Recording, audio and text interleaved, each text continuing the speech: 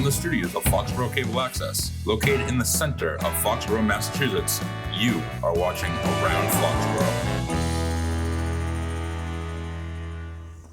Hi, welcome back again to Around Foxborough. My name is Steve Uden, and we have a very interesting episode with one of our longtime friends from born and raised in Foxborough. And we'd like to welcome a very interesting man, Justin Sulham. Justin Sulham, director, writer, producer, movie maker, entrepreneur. A very interesting man, as I've done some research on you, not in a creepy way, but to get to know you and hope that we have a nice conversation. You have a company called Rusted Lantern. I do. Could you give us a little bit about why you're here and about Rusted Lantern and the films that you've made there or have grown into Rusted Lantern? Sure. Tell us about you, Well, I'm here back in Foxborough. We're doing a screening of my most recent feature film, Big Bad Betty. We're screening that at the time of this filming here at the Cable Access studio this evening. I'm very excited to do that. So that's the purpose of me coming back to town. Rusted Lantern Pictures. Rusted Lantern was actually it was a name that was given to me from a cast member, Ethan Rogers, from a film that I did called Sanguinary, also Black Vulture. I don't remember which movie it was that he gave me that name. I think it might have been Black Vulture. And it stuck with me. So I had that attached to my various projects. And to be honest with you, it's not a very interesting answer, but the reason that I still push Rusted Lantern is that's where my insurance is. So all of my insurance for all of my production equipment, cameras and lighting and all of that is under Rusted Lantern Pictures, LLC. But the name of, and this will be moving forward, the name of the horror productions specifically is Slashville Studios, because I live now in Nashville, Tennessee. So I thought that Slashville was a good play on words. So Rusted Lantern Pictures will still exist for insurance purposes. And I guess at this point, a recognizable name in the horror community. But Slashville Studios is it's the next step in the evolution of me trying to figure it out what it is, I'm doing. It works unless you start doing rom-coms, right? And with Jennifer Aniston or something like that, and cry at the end and everything. So you're a movie maker right now, an independent movie maker, and you have a few under your creative belt. But you are so much more. Could you tell us a little bit about being part of your youth growing up here in Foxborough? And I read an article about you, and you said something that was captured by the writer I really liked, and that you weren't here as much about pitching your movie, but to talk about the importance to you of the high school visual arts and media experience and how that came to bring you to, I guess, where we are today in many ways. Would you like to elaborate on that a little bit? Absolutely, and thank you for bringing it up. How much time do we have? Keep going, brother. We'll get there. It's hard to, and I mean this from the heart, it's hard to put into perspective the impact that Foxboro Cable Access and the Foxborough High School media program had on my life personally and professionally. Professionally, I would not be, and this isn't hyperbole, I genuinely mean that I would not be doing what I'm doing today if it wasn't for what I learned and the belief that I had from the teachers and Michael Weber and the support of FCA coming up. I wouldn't be doing it. Did you want to mention any teachers or mentors you got, or say hi to Mr. who, whatever, might be retired these days, but catch this and go, I remember that kid? Well, Mrs. Nash. Okay. Absolutely, Mrs. Nash. And she did. She had a tremendous impact. When I came up, the media class was run by Paula Pedroli, Mrs. Pedroli. I'm 44 years old. It's still Mrs. Nash and Mrs. Pedroli to me, right? Always will be. Yep. But Mrs. Pedroli and Mrs. Nash ran the media class, and Michael Weber, of course, FCA, and the people that were here that would help donate their time. Lauren Batar. It's been so long. But these were people who I felt understood me and kind of embraced what it was that I was trying to do, which was to learn to come out of my shell. I I don't have a very athletic background. I got into professional wrestling and the sport of strongman later in life, so I discovered athletics later.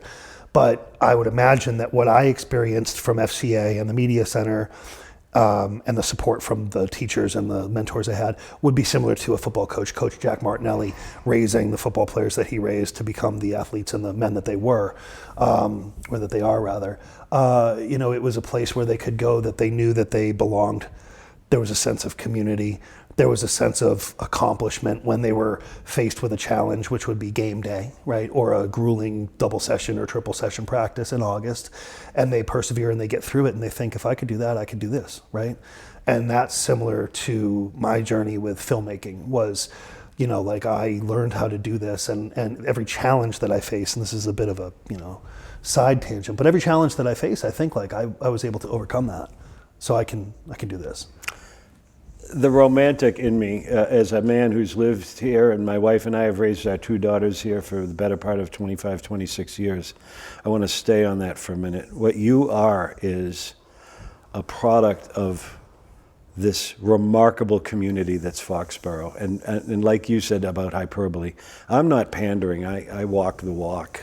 And apparently so do you as you've gone off down to Nashville and other parts of the world to do your craft.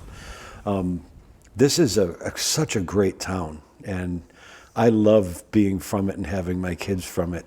It seems to me like you have the same enthusiasm that you remember where you're from. Am I on that? Absolutely. Yeah. Absolutely. Yeah.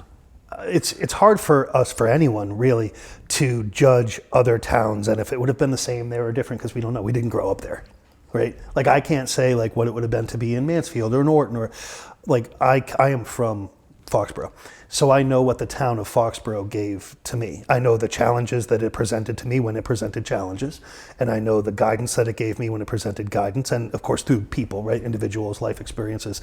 I know what the town of Foxborough gave to me, and I know the impact that it had on me, and I know that I would not be who I am without reflecting on where I came from and finding ways to incorporate the things that I learned along the way into what I do today. I think it's so common in the arts for people to become detached from the things that they know or the things that they are familiar with or the things that I think made them who they are.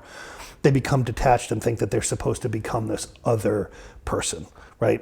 That this is what people, especially now in the age of social media, that this is what social media followers think I should be, so this is what I'll be for them, or this is who I will try to present myself as for them, and it's disingenuous, and people will see right through it. It becomes a gimmick. Your life becomes a gimmick. So if you never forget where you came from, you never forget who you were coming up, you never forget what made you. And so for me to be able to come home for this screening, it means a lot. Back home in Nashville, because Nashville is home now, I had this conversation with a few people, and I was so excited about coming back here, and they didn't understand it. I guess they could talk to me about a football game that they watched and how excited they were, and I don't understand that, right? So it was hard for them to understand why it was that I was so excited to come back here, but it was a feeling of, it's not closure, because that of course would be the end of a chapter, but it's that things came full circle. It's a blessing. Growing up here in this town is a blessing for a lot of people. And again, it's apparent in you. I'd like to, if I may, back up a little bit, because with that, the spirit of what you just talked about, you kind of are a rusted lantern of a light to carry on from Foxborough to those that you cross paths with. You have a friend here that came in with you, a fellow professional, an actor who's in the business. You know, you're going down the road of life right now, and you get to bring Foxborough with you. But Rusted Lantern, for insurance purposes, is currently your current release is a movie called Big Bad Betty. Yeah. And it was filmed, interestingly, and you just mentioned it, at a ranch in Tennessee. I used to live with some friends down in Belle Meade, so I know the area down there, and it's very beautiful. What was it, Springfield? That's where we shot. Yeah, that's where you shot. I think Springfield. I was at a fox hunt down there. But anyway, could you tell me how, before we get into the high-level Big Bad Betty movie story, how did you get to Tennessee on a horse ranch where somebody let you use their property to film an exciting horror movie. Well, How do you make that pitch, right? Or how do you find that land? Like, it's so beautiful down there. it was a very beautiful location. Well, of course, like there were location rentals, so similar to being able to find properties on something like an Airbnb. Oh, that's how you did it? No, for the ranch, no. I knew the owner of the ranch. We had done a couple of music videos for Post Malone. We did a couple of music videos together for Post Malone, and she brought the horses. So, and this was a long time ago, almost a year before we made the movie. But I knew that the ranch was there, and the film was originally written to be at a campground. And maybe 3 weeks before filming, I had a change of heart. It really dawned on me that I have seen 24 movies at campgrounds, right? Like, camp counselors doing this, and then there's like the proverbial lake and the boat dock. Right, hiding in the boat dock from the bad guy, right? And you're not always going to reinvent the wheel, and I certainly did not reinvent the wheel with Big Bad Betty. That's not what I'm saying. But I thought at least changing the landscape and giving the horror fans something new to look at. Okay, so that helps me, and I hope it helps our viewers. Will you tell us what Big Bad Betty is, so people aren't getting the wrong idea or understand the context of the title? Big Bad maybe Betty. not, and please don't do any spoilers, right? No, I know you won't, but what is Big Bad Betty? It's a horror movie. It's a horror comedy. Horror, okay. Yeah. So similar to, I got the Killer Clowns from Outer Space. Clowns from Outer Space. I love this movie. Like Cousin Ted would love that. I love this movie. Please, about Big Bad Betty, Well, though. Let's it ties go there. in. So Okay. the appreciation I've had for how silly this movie is was something that impacted the way that I created Big Bad Betty. When I wrote it, I had always wanted to direct a feature-length film, of course, but a slasher movie that made people laugh. And I was really racking my brain of how I can pull this off. And the answer was to combine what they would call in the horror world, because there are subgenres, paranormal, and they have creature features. So you have your creature feature and you have slasher. Those are two different subgenres of horror. So I said, well, I'm going to make a creature who operates like a slasher, but in a comedic environment, and just keep it light and keep it fun until it's not. And it's not spoiler territory. Right? It's not spoiler territory, but tonally there's a shift about 59 minutes into the film, and then it becomes more of a horror movie, right? But until then, I just wanted to take viewers on a ride where they could just kick back, relax, laugh, and kind of forget about all of the stresses that they may be experiencing in their lives outside of the theater or the screening room or the comfort of their own home. What age range do we want watching this movie? And I'm not being critical. It's just, is this a movie for grown-ups and not to have the babysitter with 2 8-year-olds on the couch watching? I mean, Just in the nature of what it is, right? what I can say is if I had children, I wouldn't necessarily want them watching it. It's not over the top. But it's entertainment for a more mature crowd, I would say right? for a more mature crowd. Yeah. Now, due to language, I would say if it was rated by the ratings board, it would be an R. But I think it's more of it feels like a PG-13 horror, just with a little more language. Just wanted to kiss that in the story, in our interview. To Oh, make of sure course, that absolutely. Somebody that isn't, a couple other things that's interesting about you is, was it MMA or professional wrestling, which is theatrical? Professional right? wrestling. And athletic. And powerlifting or bodybuilding, is that what's going on here? Because you Strongman. obviously, you and I are both strongmen, right? We are. Actually, we have two young men in town here who are The Hadge brothers. Yeah, know I Mom. went to school with their mom. I know the Hadge They're brothers well. really great guys. I think the world of them. They are all they're cracked up to be. So I'm glad you've crossed paths with them. Absolutely. Because they have that Foxborough. They are stronger than I ever could have They're hoped to have remarkable been. men. So how did you get into that and powerlifting, or which came first, like the chicken or the egg? Was it powerlifting and then wrestling, or wrestling and then you started to work your physique or something like that? I had always wanted to, from a very early age, I wanted to be a professional wrestler. It was almost like it was the thing that I knew I was going to do, right? I was positive that I was going to become a professional wrestler. I just never did it. And I didn't know why, but I just, life had to do what life does, where I had to go through different chapters to get to where I ultimately ended up. So to answer your question of which came first, strongman came first. And that was just out of a convenience. There was a gym that was relatively close to where I lived. They happened to have tires and Atlas stones and farmer's handles and things that come from the world of strongman. So I started training with them, just for the sake of training with them. And it worked out well. So then I started competing and doing that thing. And for a chapter, I did fire trucks, pulling fire trucks for charity. I did a couple here in town. You did one in Mansfield. In fact, did. you and I have something in common. This is my tow rope, and I pull my lawn tractor from the shed out to the side yard because the belt's broken on the lawn tractor. Yeah. So you and I have that in common. Absolutely. That we pull heavy equipment. It's the same thing. My little lawn tractor, 12 horse, and just ride around. So I thought I'd bring this in case you needed one. Well, I appreciate that. It is snowing out. Yeah, so no, the neighbors take pictures while I'm, pulling it and that sort of thing. I love that. But no, that's really, really interesting. And you pulled a fire engine. Was it a ladder or an engine? Well, I mean, I've pulled many. I think I did about 30 But you pulls. pulled it for Special Olympics, I believe, in Mansfield. I did It was one a in Mansfield. fundraiser. Yep. Yeah. I don't remember what truck it was. It was a fire truck. I just That's don't remember what really kind. nice, right? I mean, I loved working with the Special Olympics. And that's something that came from Foxborough. I worked with the Best Buddies program Okay. at Foxborough High School. Great. New memory unlocked, or old memory unlocked, right? There you go. Who was there? Christine Rosetta. Christine Rosetta was, she's a Foxborough local. I don't know if she's still here. Neil Thomas. They were the two teachers, Alan Richards, I believe. And again, I don't know who's still around, but they were... Keep going. Right? It's funny, I remember these things No, after this all is a these gem. years. You're giving me a gem here. This is awesome. Well, it's nice to think back on those days because, of course, I thought the world of them, as well. And I can still remember some of the children that were in there: Maddie Lococo, Neil Ray, Janelle. I remember some of the children that were in there, right?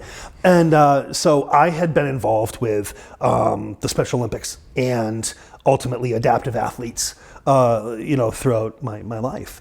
And I found ways to kind of just spend time with them and try to find ways to, because I don't have a lot of money. I can't throw money at things. So if I can't give you my money, what can I give you? Time is money. Well, so I can give you my time. Yeah, right. Which is beautiful. That's one of the things that I made it a point to do with the Special Olympics. And of the pulls I did, because I did a lot, that was the most common one, would have been in some way, shape, or form for the Special Olympics. If you ever want to come over on a Saturday and we can pull my lawnmower and race down the street, we can, we'll run the clock.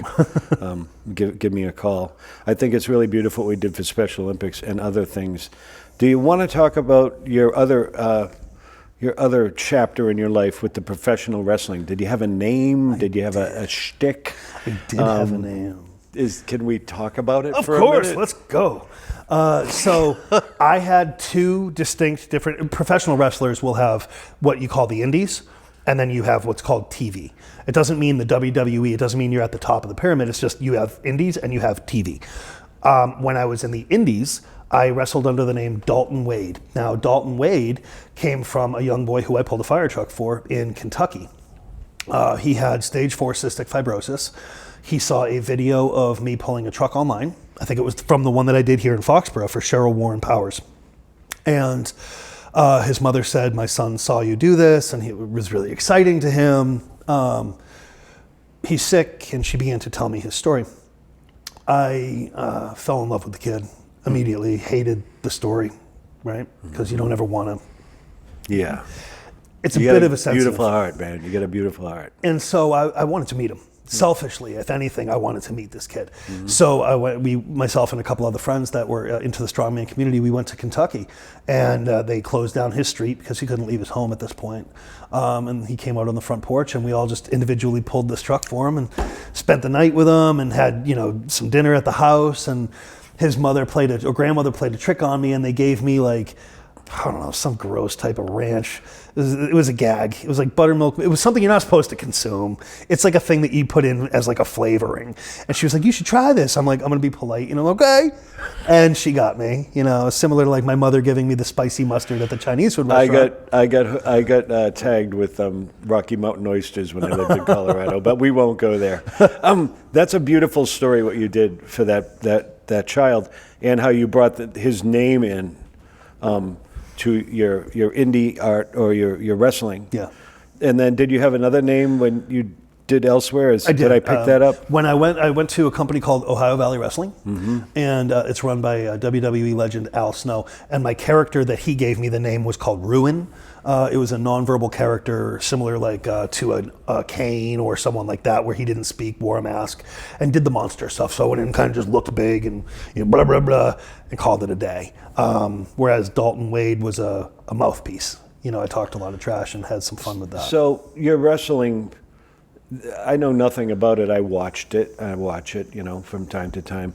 That's ballet. That's highly rehearsed and highly athletic and complicated, right? It's not just the funny stuff or on that you see on stage, if you will, right? I mean, you men really do some pretty incredible stuff. It's hard to say that it's entertainment, okay? It's sports entertainment. And so you have those elements of physicality that you have to bring to the table. And you have to be ring ready, meaning you have to be limber, but you also have to look the part. Whatever your part is, you have to look the part year round, okay? So you need to stay sharp, you need to stay ring ready.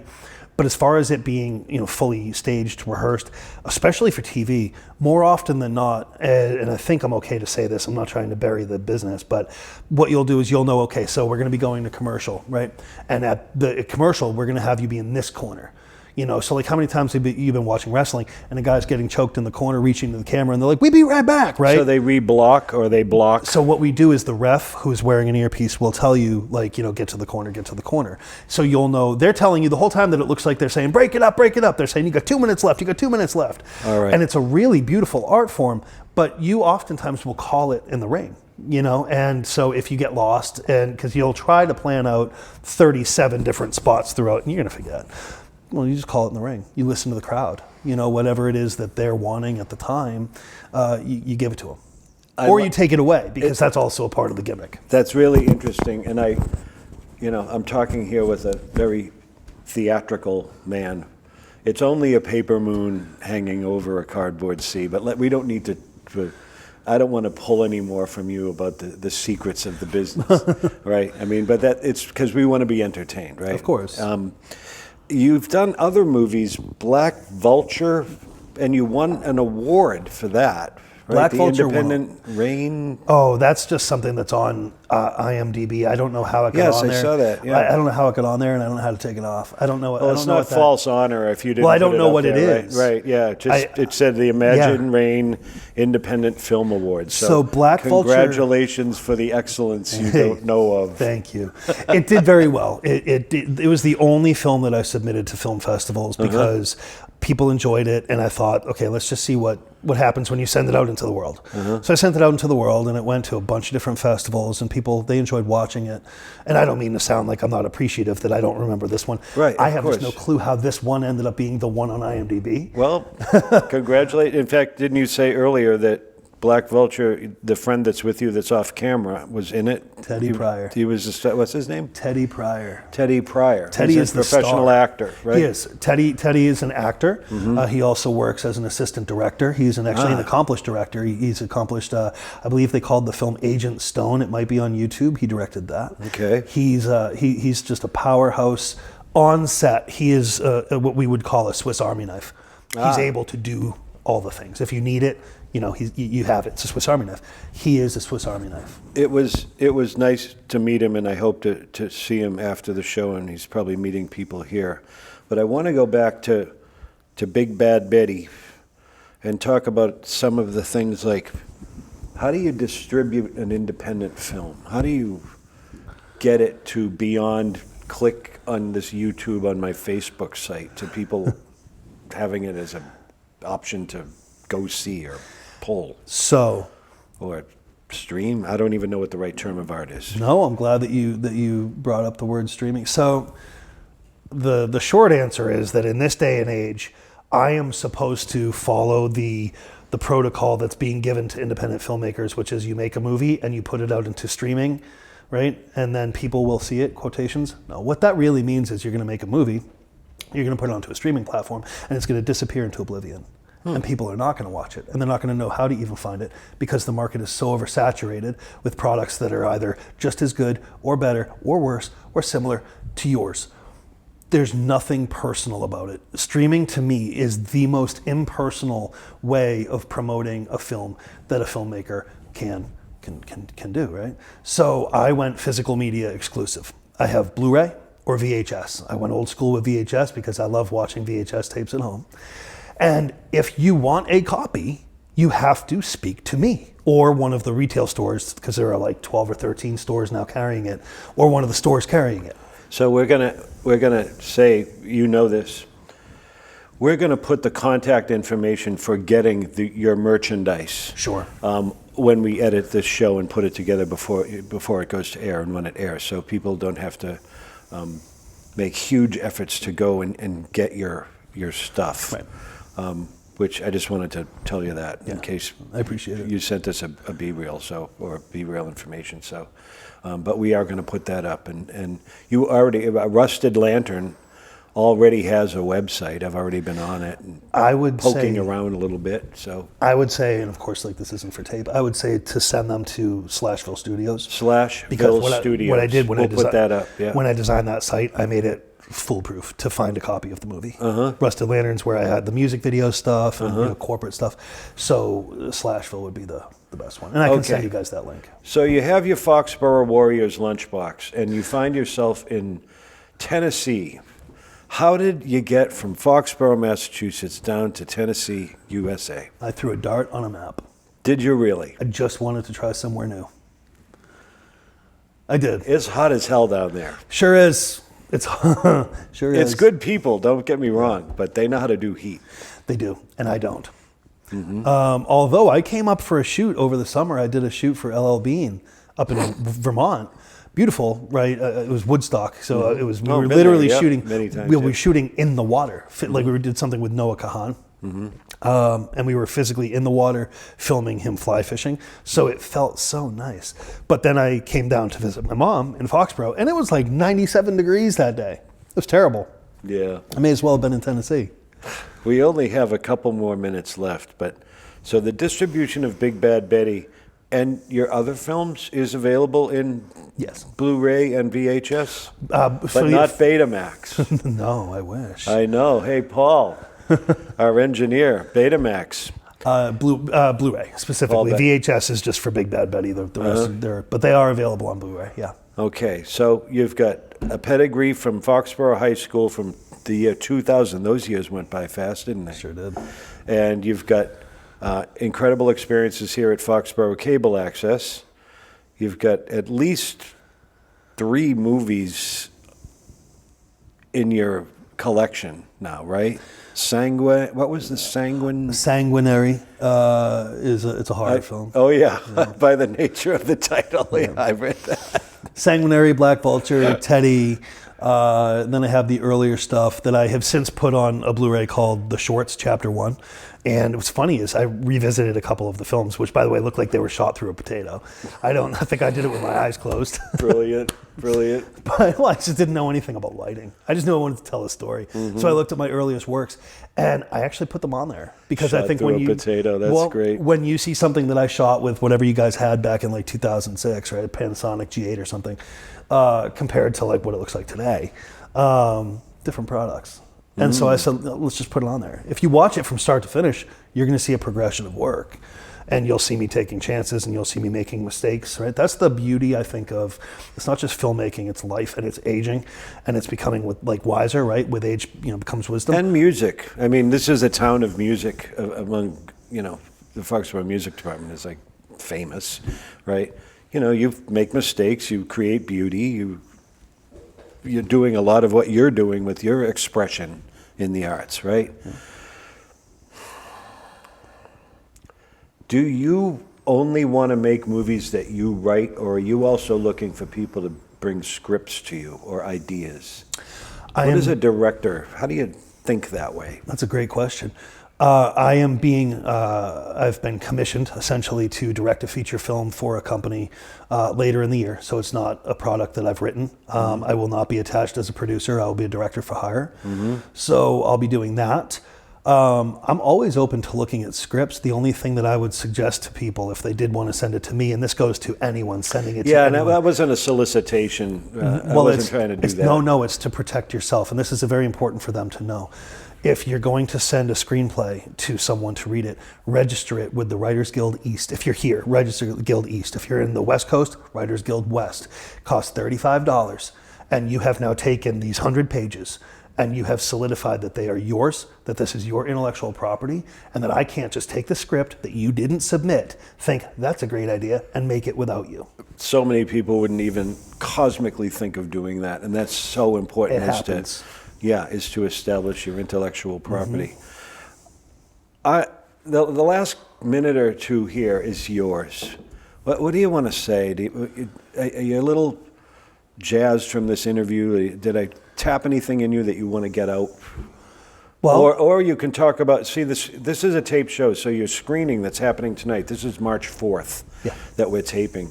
The screening, people won't know that it's occurring tonight, this evening. But what do you want to talk about? Your movie, your business, your friends? Gosh, honestly, your family? If I have the ability to speak openly until you tell me to stop talking. Give it a minute, yeah. I would really like to talk about how good it feels to come home. And go with it. I mean that. It's life can be, and this isn't meant to be a heavy thing, but life can be incredibly heavy. Stress can just weigh you down. And especially when you live away from home, all of your creature comforts, the places that you are familiar with, that you have always looked at as a safe space. Pizza. It's gone. It's gone. And when you come home and you have that again, you surround yourself with that again, there's something special about the way that makes you feel. It's almost like a love. It's almost this connection, right? It's this part of me that has been missing for so long. Like this morning, I was privileged enough to take a tour of the Foxborough High School and the media center that I grew up in, and the new room with all of the Macs that they put in, and I got to see the change in the control room that you guys at FCA had updated, and it looks wonderful. And it brought back so many memories, mostly good, some bad, but it woke me up. And that's the thing, is like, it's so easy in life to let yourself forget what it means to acknowledge where you come from, appreciate the life experiences that you have while you're there, because like one day they'll be gone. Spend the time with the family members, like seeing my mother. I haven't seen her in a year and a half. Seeing my mother and just spending time with my mother and my stepfather, it was so important. Seeing friends, my friend Teddy Pryor, who's in the control room right now, spending time with Teddy today, has just been like, it's rejuvenating for my soul, right? Doing this interview. Your mother looked through the curtains waiting for you to pull in the driveway. I wouldn't doubt it. And she was confused because I have a rental, and she forgot that I wasn't driving up. The fastest, most durable car in the world, the rental. The rental. I love that we're ending with that, and that we're ending with a mother's love. Absolutely. Thank you. Thank you. God bless you with your horror comedy movies and whatever else you do and bring with your work and your art and the people that you work with. And thank you for coming back as a Foxborough high schooler that's making good and doing what he wants with his heart and soul and creativity. And there's more to come. It may be a whole new genre that you discover in 2 years that is yours, and you're doing golden retriever movies. Right? Hey, I love those. There's a dog. And let's do it. Cujo too. Hey, again, thank you so much. Thank you. I'm a little buzzed from this interview. It went really well, and I'm really appreciate it. Paul, Beck, thank you. Jury Love, thank you. Mike Weber, thank you. To the team that helps put this show together, our producer, Jury, and Paul Beck, our engineer, and Mike Weber, the director here at Foxboro Cable Access. Justin, thank you for being with us. My name is Steve Uden. I really enjoyed this interview, and I'm selfish as to how pleasant it was for me. See you again soon, and thanks for watching, and God bless you. Bye.